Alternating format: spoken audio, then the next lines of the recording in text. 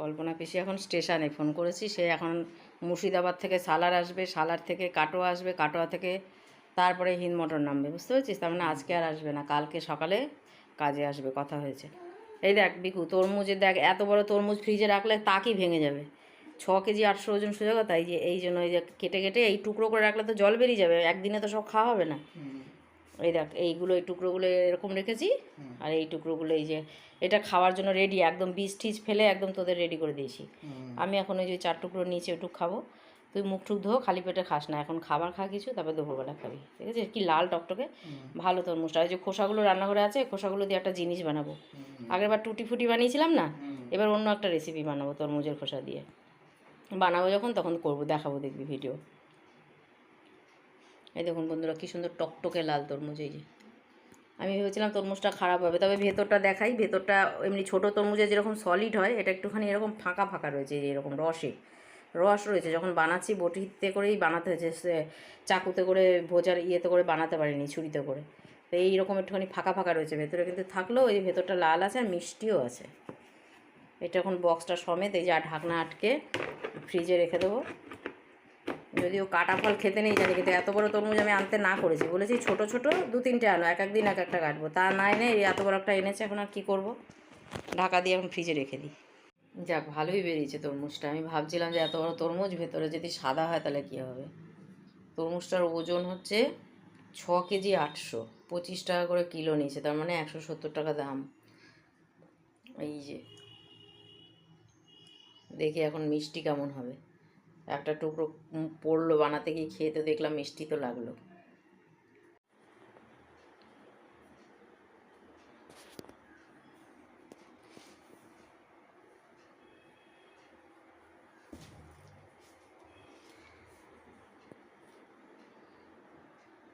Good morning, good evening friends, বলো বলো, শুভ সন্ধ্যা, শুভ সন্ধ্যা বন্ধুরা।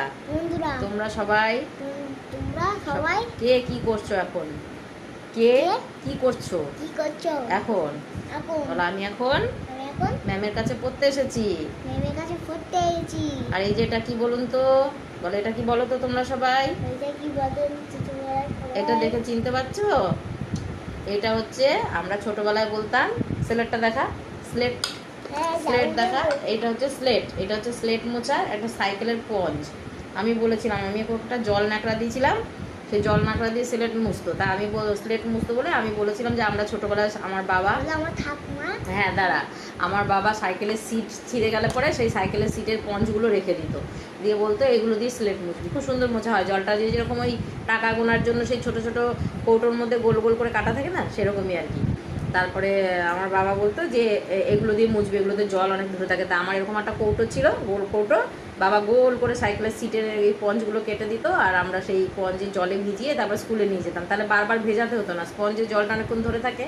দিয়ে আমি দীপিকা ঠাকুমাকে বলেছিলাম, মানে কল্পনা চাওলাকে, যে তোমার নাতনিকে এরকম সাইকেলের দোকান থেকে একটা এরকম স্পঞ্জ এনে দেবে। এই স্পঞ্জ এনে দিলে তাহলে সেটা দিয়ে স্লেট মোছাটা ভালো হবে, নাহলে জল ন্যাকড়াটা এত গরম, ভিজিয়ে আনে আর বারবার শুকিয়ে যায়, এই হচ্ছে ব্যাপার। যাই হোক, এইটা হলো স্পঞ্জের ঘটনা। এটা দেখে আমার ছোটোবেলার আমার নিজের স্লেটটার কথা মনে পড়ে যায়, সেই প্রাইমারি স্কুলের আমার নিজের ছোটোবেলা মনে পড়ে যায়। ও খুব এই মানে এটা দিয়ে ভিজিয়ে নিয়েছে, এখন শুকাবে না, যতক্ষণ ধরে পড়াশোনা করবে জল থাকবে, স্লেট মুছবে বারবার। এখনও খাতা পেনেও লিখতে পারে না, খুব একটা ভালো পারে, কিন্তু খাতা ছিঁড়ে ফেলে, তারপরে হাতের লেখা খুব একটা এখনও ভালো হয়নি, সেই জন্য স্লেটে লেখাই, স্লেটেই মুছে। এই হচ্ছে আমার কথা।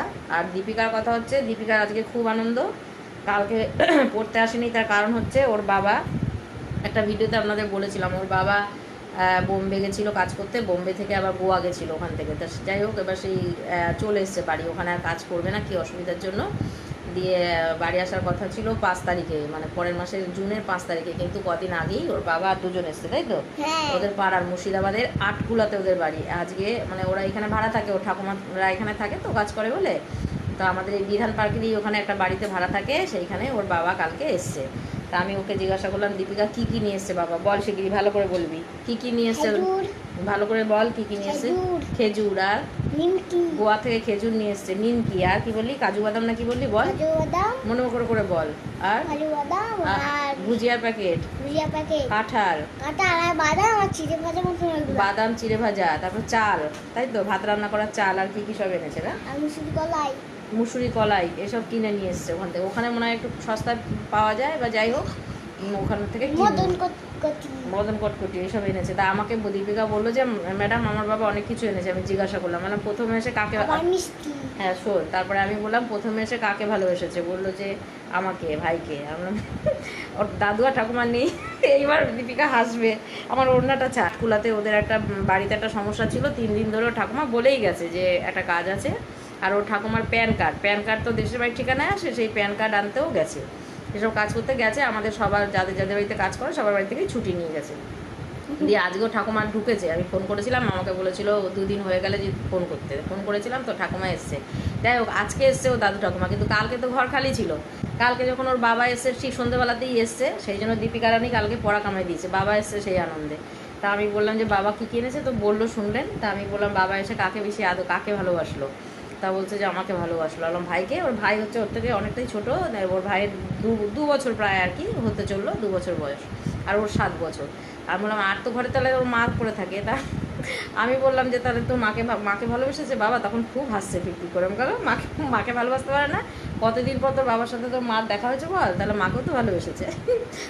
দি তখন হাসছে, তার মানে কি কেমন পাকা বুড়ি, হ্যাঁ কেমন বোঝে সব কিছু। বলছে দেখেছো, আমি বলছি তোর মাকে ভালোবেসেছে, তখন ঠিক করে হাসছে। কেন বল যে হ্যাঁ মাকেও ভালোবেসেছে। তো মাকে ভালোবাসবে না? তোকে ভালোবেসেছে, ভাইকে ভালোবেসেছে। ও বলছে আমাকে ভালোবেসে বাবা দিয়েছে, কি বলি, কাজু বাদাম খেতে দিয়েছে। আর ওর ভাইকে বলছে একটা খেজুর দিয়েছে। আমার তোর মাকে কি দিয়েছে? বলছে মাকে তো সবগুলোই এনে দিয়েছে। আমি দেখেছিস, তাহলে তোদের থেকে তোর মাকে বেশি ভালোবাসে তোর বাবা। তখন ফিক করে হাসছে। তাই তো দীপিকা, বল মাকে আমি দিয়েছে বাবা? দিয়েছে আমি?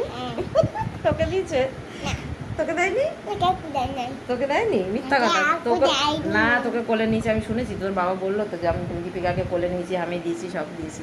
যাই হোক এই হচ্ছে আজকের ভিডিও। এখন আমি ওকে পড়াবো, এই যে 7:45 বাজে, পড়িয়ে ঠড়িয়ে তারপরে আমি একটুখানি ফ্রেশ হবো হয়ে আমার আবার 9টা থেকে গানের রিহার্সাল আছে। দাঁড়া, ওকে আমি বলেছি যে পড়াবো, পড়িয়ে 6:45 বাজে এখন, পড়িয়ে টড়িয়ে তারপরে ওকে ছুটি দেবো। ছুটি দিয়ে আমি একটু ফ্রেশ হবো, ফ্রেশ হয়ে আমি গানের রিহার্সালে যাবো। আজকে গোপা দিদিদের বাড়িতে গানের রিহার্সাল হবে। ওরা যেখানে থাকে তার একটা আগের গলিতেই, ওখানে আমরা রিহার্সাল করতে যাব, গান হবে। যাবি শুনতে? বেশ, তাহলে আমার ছুটি হয়ে যাক, আমি তোকে ডাকবো ওখানে, আমি যখন ওখানে যাবো। চুপ করে বসে থাকতে হবে কিন্তু শুনলে, বদমাইশি করবি না তো? বেশ, তাহলে আমরা গানের রিহার্সাল করবো। ও তাহলে আজকে আসবে। ওখানে জায়গা আছে, ওদের বাড়িতেই জায়গা আছে, দিয়ে ওকে নিয়ে যাবো, ও শুনবে বলেছে গান। এবি তোর ফোন বাজছে। ঠিক আছে বন্ধুরা, টাটা, রাখি। অনেকটা ভিডিও বড় হয়ে গেল, আমরা এবার একটু লেখাপড়া করে নিই, তাই তো? আর দীপিকা কত বড় চালাক, আমাকে প্রথমে শোনালো এত কিছু এনেছে। যেই আমি বলেছি ঠিক আছে আমি তো গানের রিহার্সালে যাবো তোদের পাড়াতে, তাহলে তখন আমি তোদের বাড়ি থেকে তোর বাবার কাছ থেকে কী খাবার নিয়ে এসে সব দাঁড়া নিচ্ছি। তা কী খাবার নিয়ে এসে সেগুলো সব আনতে যাবো। যেই বলেছি বলছে কি সব খেয়ে ফেলেছি, কিছুই নাই, শুধু খেজুর আছে। কেমন পাজারা। প্রথমে বললো সব আছে, যেই বলেছি আমি আনতে যাবো বলছে তোমাকে একটা দেবো। আমার কেন একটা খাবো? কারণ আমি গোটা প্যাকেট কী এনেছে সেগুলোই আনতে যাবো। যেই বলেছি তখন বলছে যে না আমরা সব খেয়ে ফেলেছি, এখন আর অল্প কটা খেজুর আছে, তোমাকে একটা দেবো। এত পাজি। চলো আচ্ছা ঠিক আছে। না ও ভালো মেয়ে, এমনি মজা করে চান। ও একদম নিজে মানে কিছু খেলেই আগে বলবে ম্যাম তুমি খাও, মানে দেওয়া খোয়া ওর মানে মায়া আছে ভীষণ আর কি। ও ভীষণ ভালো মেয়ে, ও সব কিছু কোনো কিছু একা খায় না। আমি যদি ওকে একটা জিনিস একা দিই, ওর ভাইয়ের জন্য বলবে ও ম্যাম ভাইকে দাও, ভাইয়ের জন্য নিয়ে যাবো বাড়িতে। কিছু দিলে এখানে একা খাবে না। প্যাকেটে যদি কোনো কিছু দিই, ওই চিপসের প্যাকেটে ওটা বলে ভাইকে দাও, ভাইয়ের জন্য দিতে হবে, তা নাহলে খাবে না। বা যদি একটা প্যাকেট দিই তাহলে সেটা বাড়ি নিয়ে যাবে, অর্ধেক ভাইকে দেবে, অর্ধেক নিজে খাবে। খুব ভালো মেয়ে। না এবার লেখাপড়াটা ভালো করে করো, ঠিক আছে? চলো টাটা করে দাও সবাইকে, বলো সবাই টাটা। আমি এখন লেখাপড়া করবো। সবাই টাটা বলো আমি এখন লেখাপড়া করি। বলো আবার দেখা হবে। বেশ, টাটা করে দাও। Tata bye bye.